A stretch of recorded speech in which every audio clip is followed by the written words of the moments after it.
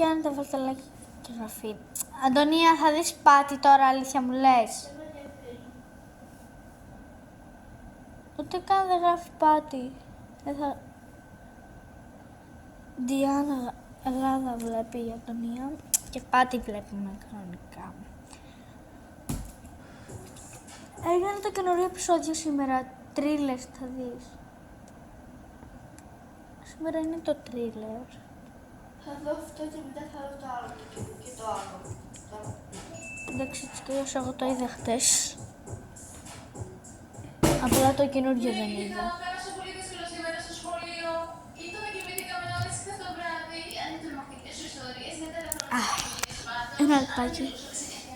Πάμε, παιδιά. Αυτή την ημέρα και να πέσω στο ζεστό γλυκό κρεβάτι. Γελούσα μόνο το βράδυ. Λες και δεν ξέρεις τι γίνεται όταν έχετε μια φίλη που σου λέει κάτι σαν Είναι το καινούριο μου τα ρούχα. Κάθε εδώ μου αρέσει πάρα πολύ.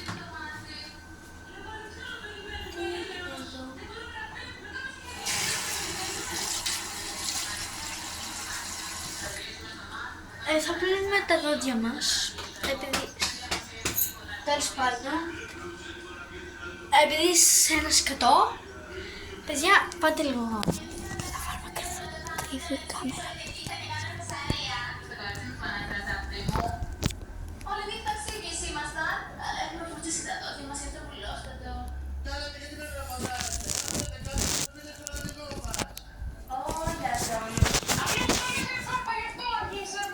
Μην νομίζετε ότι έρχεται σε μια Ντανία, θα κρατήσει το βίντεο. Όχι, κοιτάξτε τα κορίτσια που θα Δείξ' τους, κάτσε να δούνε κι αυτοί. Θα σας βάλω εδώ. Διαφήμιση είναι, μη φοβάσαι Αντωνία. Και τώρα θα πάμε στο ταξί. Ποιος που δεν έζησε. Θα δείτε και εσείς Διάννα.